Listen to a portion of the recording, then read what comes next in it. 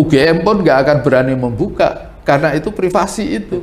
Tanpa izinnya Pak Jokowi juga nggak dibolehkan. Benar. Itu.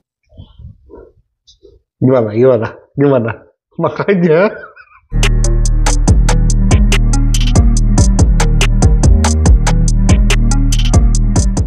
Hai guys, bersama The Boy.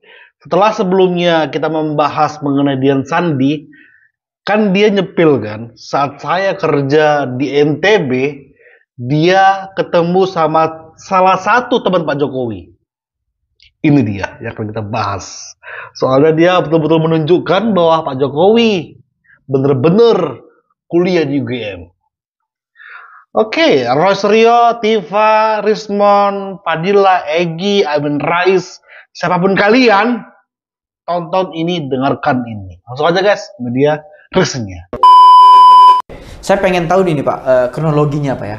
Ini kan awal mula sepengetahuan kita ini mulai rame soal ijazahnya Pak Jokowi ini dipersoalkan itu awal mula dari postingan teman kita di sini Pak, mantan staf sus mantan gubernur di NTB, Dian Sandi. Nah itu gimana ceritanya Bapak berkomunikasi dengan Dian Sandi dulu untuk bagaimana meyakinkan bahwa itu benar ijazahnya Jokowi dengan membandingkan ijazah yang Bapak miliki hari ini. Nah ini dia guys. Kalau Mas Dian itu memang saya sudah kenal sejak tahun 2018 kalau harus ingat saya ya. Kemudian tahun 2019 saya jadi Kepala Dinas Perindustrian. Jadi sebelumnya saya di Kehutanan ya, Kepala Dinas Kehutanan. Kemudian di situ saya jadi Kepala Dinas Perindustrian. Itu mulai berkenalan lah sama Mas Dian ya. Dian Sandi Utama itu. Nah, kemudian ada cerita-cerita saya sama dia itu bahwa presiden itu sebenarnya teman saya gitu. Teman apa? Teman kuliah gitu. Teman kuliah di S1. Betul loh. Kemudian lulus juga bareng pada saat wisudanya itu bareng gitu. Hanya bedanya adalah pada waktu lulus 85 saya kerja di Sumatera Utara, tepatnya di Pematang Siantar. Kemudian Pak Jokowi itu di Aceh, di PT KKA Kertas Kraft Aceh. Nah, di sana. Kemudian tahun 86 kemudian Pak Jokowi itu menikah sama Bu Iriana itu ya. Itu kemudian Bu Iriana kan diajak tapi karena dia itu di Kertas Kraft Aceh, hidupnya itu di hutan lah, kayak ada campnya itu di tengah hutan. Kemudian mungkin ya beliau nggak betah atau nggak tahan, Bu Iriananya maksudnya mungkin nggak tahan, akhirnya ngajak pulang saja. Nah, akhirnya dia keluar dari PT KKA itu. Sebuah perusahaan itu waktu itu? Ya, perusahaan Kertas Kraft Aceh itu dulu itu terbesar di Asia itu sebenarnya. Kemudian pindah ke Solo. Nah, saya masih di Pematang Siantar tahun 1987 itu ya, saya dipindah ke sini ke NTB. Nah, jadi ya sudah tidak pernah komunikasi. Kemudian beberapa tahun kemudian saya itu ke Kota Solo. Kota Solo itu ke Loji Gandrung pada saat beliau jadi wali kota. Itu saya duduk berdua begini di belakang di Loji Gandrung. Mantep nih. Kemudian ada anak putranya beliau itu keluar. Nah, ternyata itu ya Gibran itu. Terus saya dikenalin pada saat itu Gibran itu baru lulus dari Singapura. Umurnya itu 22 tahun. Saya juga kaget, wah umur 22 tahun sudah lulus. Cepat ya. Di S1 di Singapura. Karena saya waktu pada lulus itu dulu itu usia saya 24. Itu pun saya itu merasa diri saya lancar gitu kan. Orang-orang lulus awal saya ikut, ya Pak Jokowi juga ikut. Ini 22 tahun, cepat sekali. Gitu. Pak Andi, ini menarik sekarang. Sekarang kan perlu kita, atau Pak Andi ya sebagai rekan Pak Jokowi waktu itu di... Tapi by the way jangan di framing ya. Wih, masa Gibran umur 22 udah lulus? Ya maksudku umur berapa? Emang maksudmu Gibran tuh golongan piaranya Abah yang butuh 10 tahun untuk kuliah? Umur 18 dia SMA, tamat SMA. Ya 4 tahun dia kuliah. Bisa aja, jangan kau pelintir. Anak-anak bangsat emang anak wabah ini. satu fakultas kali ya. Oke, di Fakultas Kehutanan. Benar, Pak. Oke, perlu bagaimana cara Pak Andi kira-kira menjelaskan kepada publik atau masyarakat luas di sana bahwa benar bahwa Joko itu adalah teman kuliah Anda, Pak? Ya. Jadi begini, tahun 1980 ya. Itu melalui kalau dulu namanya proyek Perintis 1 ya. Itu kami itu beserta 88 orang, salah satunya ya saya dan Pak Jokowi ya itu. Itu tuh diterima di Universitas Gadjah Mada, Fakultas Kehutanan. Nah, kemudian pendaftaran itu kalau dibuka di Kompasiana itu masih ada datanya ya. Siapa yang diterima di situ itu 88 orang itu ada. Nah, kuliah di UGM jadi mulai tahun 80. Kemudian kita mengikuti awalnya itu ada keakraban dulu. Kalau sekarang ini apa ya namanya ya? Yang pelonco itu apa ya? Yang KKN. Oh, bukan. Yang baru, eksis baru. Awal itu. Oh, ospek, sorry. Ospek kayak ospek itu. Nah, kalau di Kehutanan itu kita dibawa ke Wanagama. Wanagama itu di Gunung Kidul sana. Mahasiswa barunya gitu, Pak ya? Ya. Oke, itu selama seminggu kita tidur di tenda gitu, bermain gitu. Jadi untuk menjalin keakraban. Akhirnya kita mulai mengenal gitu kan. Siapa sih ini, siapa sih ini gitu. Kemudian di dalam masa kuliah itu juga kami ini pernah ada praktek di Gresik. Di Gresik itu, nah kita harus berhenti di Solo. Waktu berangkat itu nginep di Solo. Di Solo itu dipecah ya. Ada yang nginep di rumahnya Pak Jokowi, ada menginap di teman yang lain gitu. Nah, jadi ada beberapa teman yang nginep di tempatnya Pak Jokowi. Saya nginep di tempat yang lain gitu. Kemudian besoknya kita berangkat ke Gresik, itu PT Nusantara Plywood itu di sana. Kemudian pulang. Jadi mulailah di situ terjalin keakraban di antara teman-teman gitu ya.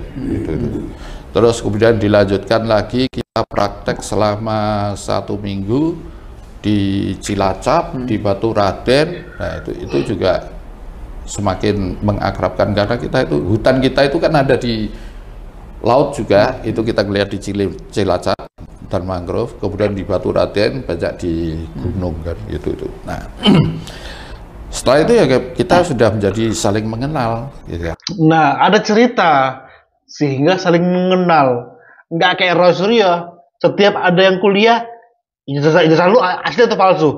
Ijazahmu asli atau palsu? Nampak kali kau cuma ngejar ijazah, tapi ilmunya nggak dapat kau, Roy. Kayak gini dong, ada cerita, dia bisa bercerita. Bahkan hanya proses pengenalan saja, bapak ini bisa bercerita. Nggak melulu mengenai ijazah, Roy. Pantes kamu nggak jadi apa-apa di negeri ini. Seharusnya ketika kamu jadi Menpora, itu kamu bisa naik lagi. Ya elah, satu level sama Padilla. Satu level sama Egy Sujana. Makanya cari ilmu kalau kuliah. Jangan ijazah yang kau tambahin. Nah, kemudian kita mulai kuliah bareng sama Pak Jokowi. Bedanya saya dengan Pak Jokowi itu kalau di masa kuliah itu ya. Jadi kita itu dulu itu tidak ada di Kehutanan itu tidak ada jurusan. Dulu itu di zaman saya itu tidak ada jurusan ya. Hanya sebelumnya itu ada jurusan. Sebelumnya itu ada jurusan, kemudian di masa saya tidak ada jurusan ya. Nah, kita akan mengaku jurusan apa itu tergantung dari pilihan kita. Jadi nanti kita itu menjurus, saya lebih seneng kalau saya awalnya ke silvikultur. Silvikultur itu kayak budidaya hutan gitu. Kalau Pak Jokowi kan senangnya di teknologi kayu. Ini di Blinter. Itu kita akan memilih pelajaran-pelajaran mata kuliah itu ya. Itu yang memang kalau saya mengarah yang ke silvikultur. Jadi misalnya ada kegiatan perbenihan, ada membuat persemaian, ada kegiatan penanaman, nah, itu silvikultur karena itu budidaya hutannya. Kalau Pak Jokowi kan pada penataan, pemanfaatan kayu ya. Jadi dia akan mengukur ini kekuatannya, terus disuplainya kemana, berapa kebutuhannya, ya kayak gitulah itu Pak Jokowi. Oke, ingat Bapak. Tunggu bentar, itu yang dipelintir kan? Mana ada jurusan teknologi kayu di perhutanan? Makanya, kadang banyak yang nggak kalian tahu kalau berhubungan dengan sejarah. Pada zaman 80, tahun 85, atau jangan 85 lah, bahkan dari tahun 80 sampai tahun 85, itu ada sejarah atau kebiasaan yang berbeda dengan tahun 90-an, di mana kalian satu berkuliah juga. Jangan paksakan. Jadi terlihat tolol kalian semua. Ya kalian semua lah. Bukan subscriber, bukan fans Pak Jokowi. Jadi semua cerdas. Orang goblok-goblok itulah. Sekarang kita kembali ke objeknya Pak, ijazah. Oke, Ya, dari yang ijazah. beredar kan tentu Pak Anies sekarang udah tahu nih Ya. seperti apa yang sering beredar di TV, di media-media itu. Ini berarti sekali lagi kalau mau membandingkan ijazahnya ini dengan Pak Jokowi sama Pak? Sama. Kalau menurut saya sama persis ya. Kalau bisa di-shot aja nggak apa-apa ya. Ini ijazah saya. Ya. Kalau Pak Jokowi dinyatakan palsu, pasti punya saya juga akan palsu. Oh gitu Pak? Iya pasti Pak, karena Iya. sama sebenarnya. Jadi nomornya di sini, memang nomornya di kehutanannya ada begini, kemudian di sini juga ada nomornya. Nah gitu ya. Dan kemudian tahun 85 itu memang di ijazahnya itu pakai materi. Setelah tahun 85, yang jadi teman-teman yang pada lulusan tahun 86 ya, itu nggak ada pakai materinya. Oh, termasuk Andi? Ya, saya karena masuk yang awal itu pakai materi. Pakai materi. Ya, setelah 86 itu nggak ada. Kemudian masalah jurusan ini tadi Mas. Ini kan ada tulisan jurusan tapi di strike ya. Iya. Nah, karena format yang lama itu memang ada jurusan. Setelah itu dihilangkan. Iya. Nah, kemudian tahun berapa ya, mulai 90 atau berapa itu ada lagi jurusan, tapi sekarang ini sudah nggak ada lagi, sudah hilang. Jadi hanya kehutanan gitu aja. Gitu. Soal font, ini jadi salah satu juga masalah. Font, ya. Gimana tanggapannya? Font. Jadi gini, kalau font kita itu kan terimanya itu memang ijazah ya begini, Yes. gitu. Iya. Dari kalau dibilang kita ini buat atau itu, kita nggak bisa buat. Ya, ini kan kalau menurut saya UGM juga mungkin pada waktu itu mencetak ya, entah di mana itu mencetaknya. Tapi semua ijazah di Fakultas Kehutanan yang pada zaman itu ya begini ini, persis plek gitu. Saya kemarin tanggal 15 April ya, itu diundang oleh dekan Fakultas Kehutanan. Ngadepi mereka. Di sana itu karena ada TPUA itu. Ya. Saya ke sana. Dan memang teman-teman juga membawa ijazah. Kita coba banding-bandingkan ijazahnya, ya memang sama. Memang begini semua. Gitu. Jadi nggak ada bedanya. Jadi kalau misalnya Pak Jokowi nyatakan palsu, maka kan semuanya itu akan palsu. Mampus. Ya, itu. Baik, berikut. Tapi inilah ya jahatnya si Roy Suryo ya. Dia sempat ngomong, bahkan kuar-kuar ngomongnya, bahwasanya kami sudah ke UGM, dan kata Prof Ning, ya, Prof Ning mengatakan udah ngasih 23 atau 24 bukti, tapi itu bohong, kata Roy Suryo. Nggak ada bukti yang disampaikan. Emang kau kira dengan hadirnya mereka ini jadi saksi itu bukan bukti? Saat mereka menyodorkan ijazah mereka yang sama semua fontnya, emang itu nggak bukti? Saat UGM ngasih foto-foto Pak Jokowi kuliah, bahkan sampai wisuda, dan kalian itu bolak-balik foto-fotonya, emang itu gak bukti? Roy, jangan terlalu tolol, Roy. Jangan terlalu goblok. Jangan membohongi masyarakat. Cukup SBY yang kau bohongi, ketika kau dikasih kepercayaan menjadi Menpora, kau gak buat apa-apa, Roy. Bahkan mencoba menenangkan supporter dengan cara menyanyikan lagu Indonesia Raya aja kau nggak hafal.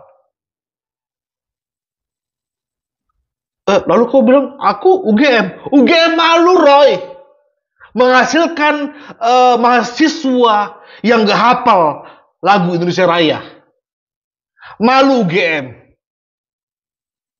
Apa perlu sebut lagi? Malu UGM karena mahasiswanya tersangka.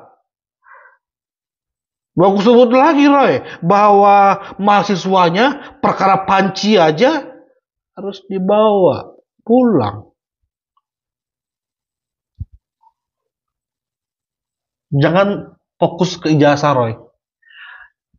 Adab itu lebih penting. Kualitas diri itu lebih penting. Ijazah hari ini, ijazah terus ya kok padang-padang nih, anggar-anggarkan ke kami. Kata Upung, kalapa lapet. Soal dosen pembina kalau tidak salah. Pembimbing, sorry, dosen pembimbing yang sempat juga dipersoalkan. Dengar nih. Itu gimana, Pak? Kalau saya, pembimbing saya itu namanya dulu ya pembimbing akademik, namanya itu Pak Haryanto almarhum. Kemudian kalau pembimbing skripsi saya itu namanya itu Pak Dr. Joko Marsono. Ya beliau berdua, beliau ini sudah sepuh gitu. Masih ada kalau Pak Joko Marsono. Nah, kalau Pak Jokowi, pembimbing akademiknya itu Pak Kasmujo. Pak Kasmujo itu kalau dalam podcast orang menyebutnya Pak Kos Majo, bukan Pak Kasmujo yang benar. Kita panggil Pak Kasmujo. Pak Kasmujo. Nah, kemudian sebenarnya pembimbing aslinya itu adalah Pak Profesor Sumitro almarhum. Ya, gitu. Kalau Pak Kasmujo sampai sekarang masih ada. Gitu. Cuma ya udah pensiun pasti. Gitu. Itu gimana tanggapan Bapak soal disebut bahwa di situ sekali lagi ada tanda tangan juga Pak yang di di skripsi itu sama nggak dengan Bapak? Sama saja. Jadi begini, di masa 85 itu skripsi itu yang mengedar, kita itu hanya mencetak ya. Setelah itu yang penting sudah dapat tanda tangan dari pembimbing utama. Itu kalau tanda tangan yang lain penguji atau apa-apa itu yang wajib memintakan tanda tangan itu adalah bagian pengajaran. Kalau di sini sekarang apa ini? Bagian akademik kalau salah ya, di fakultas. Nah, kita itu mencetak itu 5. 1 untuk arsip kita, 1 untuk perpustakaan di fakultas. Kemudian yang 3 itu ya untuk penguji dan pembimbing. Kan ada pembimbing, ada pengujian di situ itu. Nah, di situ kalau kemudian pengajaran itu tidak memintakan kepada pembimbing itu dan penguji, ya memang ada tanda tangannya. Tapi pembimbing utamanya itu biasanya ada. Karena itu menyangkut sah tidaknya ya pembimbing utama itu. Kalau bukti Roy, respon. Kau tonton ya video ini? Kau tonton ya? Karena kalau kau masih kekeh bahwa ijazah Jokowi palsu, skripsinya palsu, mohon maaf. Ini fix ini. Kalau kau bilang respon, bisa aja 43 itu dikoyak sama Jokowi supaya demi menyamai aslinya punya Jokowi. Oke lah skripsi. Ijazah, ya apa yang kau bantah? Masa Pak Jokowi harus menciptakan 43 ijazah? Yang benar-benar saja kau. Masuk akal nggak? Nggak masuk akal. Lebih masuk akal itu terima aja bahwa itu asli. Ada beberapa mungkin nggak berkesesuaian dengan zaman sekarang. Itulah yang namanya sejarah. Sejarah yang berbeda-beda tiap tahunnya bahkan. Kacau guys. Silakan lagi Bapak, punten. Bukti Bapak di kampus atau foto bersama dengan sesama ini fakultas saat itu ada Bapak masih simpan? Masih ada. Ada foto-foto. Kebetulan yang namanya itu Saminuddin Baroritau. Ini dari Aceh ini anak ini ya. Itu memang yang punya tustel dan beliau itu ya kamera di mana kemana-mana beliau suka bawa tustel ya, sehingga banyak foto-fotonya juga gitu kan. Nah, jadi foto waktu kita pertama kali masuk fakultas kehutanan, tapi ya jangan bandingkan kayak gedung sekarang ya. Gedungnya masih lama gitu. Kita harus pakai baju putih, pakai dasi hitam, ya itu ada di situ ya. Gitu. Kalau sama waktu wisuda ada, dia punya juga Pak, namanya Saminuddin Barorito itu. Bapak masih simpan pastinya ya? Karena kebetulan beliau ngirim juga, ngirim itu. Oke Pak, saya pengen tahu ini reaksi teman-teman satu fakultas saat itu, ada Pak Jokowi dan teman-teman alumni di sana. Itu apa reaksinya ketika mendengar ijazah Jokowi ini dipersoalkan oleh banyak orang, Pak? Kalau dalam posisi kami itu sebenarnya ya apa ya, kami ini Pak, kemarin itu juga saya kebetulan ketemu sama Profesor Markus namanya, ahli pidana di UGM, yang ngobrol-ngobrol, Pak, kenapa tidak menunjukkan ijazahnya itu aja selesai, gitu kan? Gitu. Jawaban beliau adalah jadi ijazah, KRS, KTP, kemudian KHS, transkrip gitu. Itu tuh bagian data pribadi, privasi itu.